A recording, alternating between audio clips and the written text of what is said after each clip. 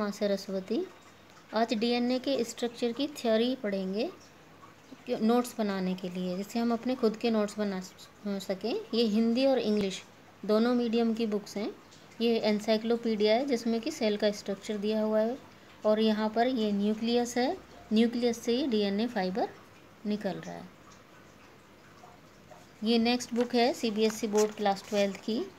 इसमें ये page number 96 पर theory the DNA structure of polynucleotide chain, यहाँ पर ये और ये सारी थियरी दी हुई है।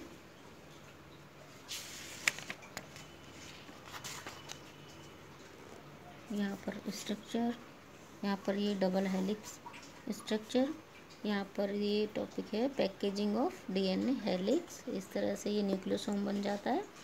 ये बीट्स ऑन स्ट्रिंग डायग्राम है, ये थियरी है इसके बारे में, यहाँ तक है।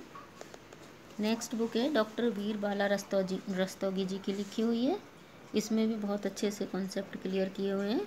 ये हिंदी में है, तो स्टूडेंट्स जिसको हिंदी में बनाए, इंग्लिश में बनाए, लेकिन कॉन्सेप्ट क्लियर होने से मतलब है।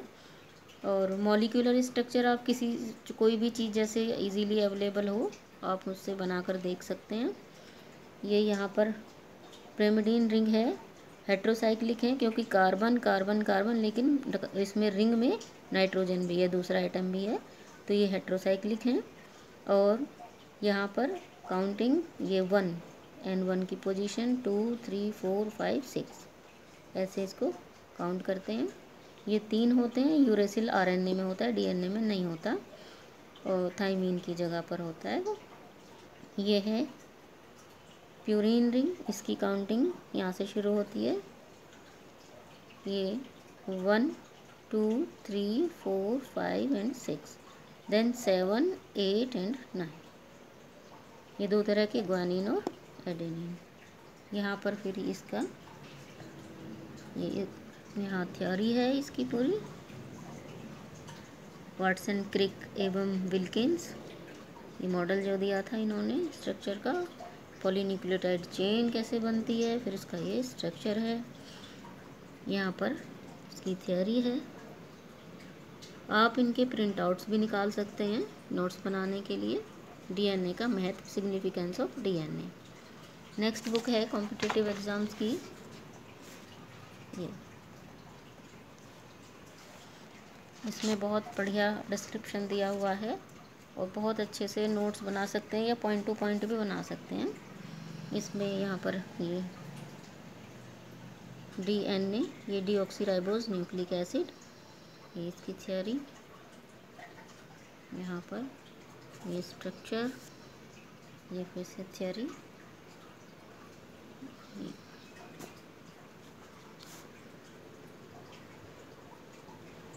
पूरा डायग्राम के साथ ये टेबल है इसकी न्यूक्लियोसाइड और न्यूक्लियोटाइड्स की, क्योंकि ये देखिए जब एडेनिन जुड़ता है तो एडिनोसिन हो जाता है। अगर एक शुगर मॉलिक्यूल से एक एडेनिन जुड़ता है तो एडिनोसिन, और ये एटीपी भी बनाता है। इसमें तो ये नाइट्रोजनस बेस पेयर का काम कर रहा है, लेकिन जो वो है एनर्जी करेंसी एटीपी, वो भी इसी एडिनोसिन से बनता है। इसमें फॉस्फेट के 3 ग्रुप जुड़ जाते हैं।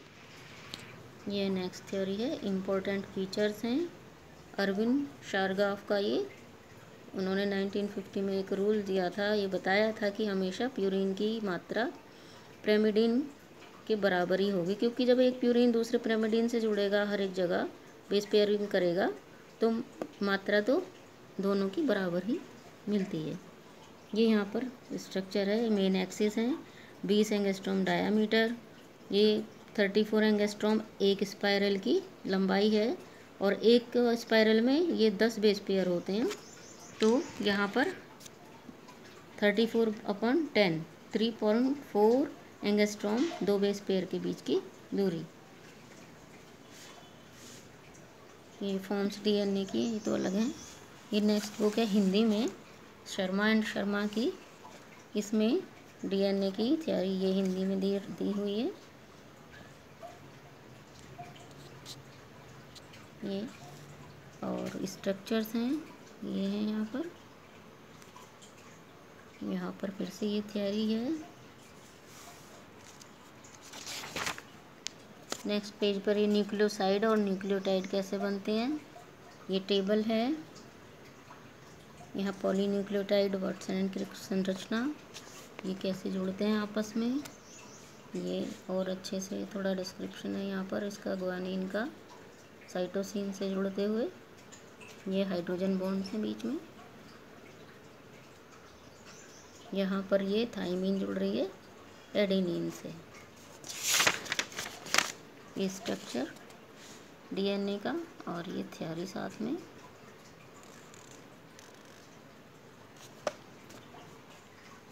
ये नेक्स्ट बुक है वर्मा एंड अग्रवाल की, इसमें भी डीएनए के बारे में इस तरह से ये स्ट्रक्चर देके पूरी थ्योरी समझा रखी। ये एमएससी की बुक है तो इसमें बहुत ही ज़्यादा डिटेल में दिया हुआ है।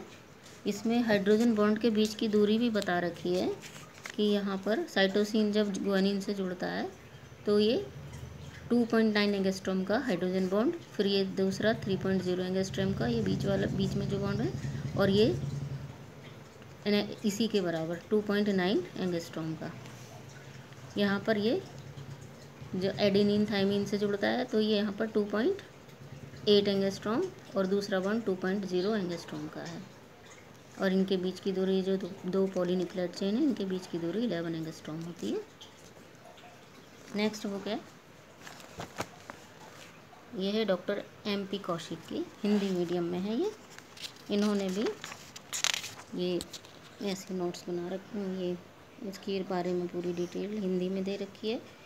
ये डीऑक्सीराइबोज न्यूक्लिक एसिड कैसे बनता है, कैसे आगे इनमें लिंकेज होती है, ये यहाँ पर इन्होंने इसको समझा रखा। न्यूक्लियोसाइड कैसे बना, न्यूक्लियोटाइड और ये सब, ये थ्योरी है।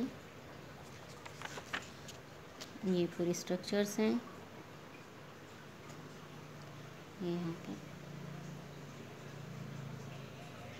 पॉलीन्यूक्लियोटाइड चेन, ये टेबल दी हुई है। एडेनिन और ग्वानिन जोड़ने के बाद शुगर से क्या बनता है, यहाँ पर ये फिर स्ट्रक्चर है, यहाँ पर ये है।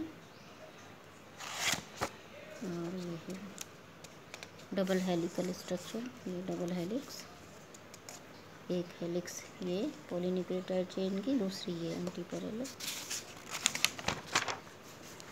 ये फॉरनर, इसके ऑथर फॉरनर हैं, जिसमें स्ट्रक्चर ऑफ डीएनए, ये भी एमएससी की बुक है। ये पूरा समझा रखा है इन्होंने अच्छे से। आपको कोई भी डाउट हो अपने नोट्स बनाएं। ये है सिविल सर्विसेज की बुक, इसमें बहुत ब्रीफ में समझा रखा है। ये न्यूक्लियोटाइड्स एंड न्यूक्लिक एसिड्स का स्ट्रक्चर,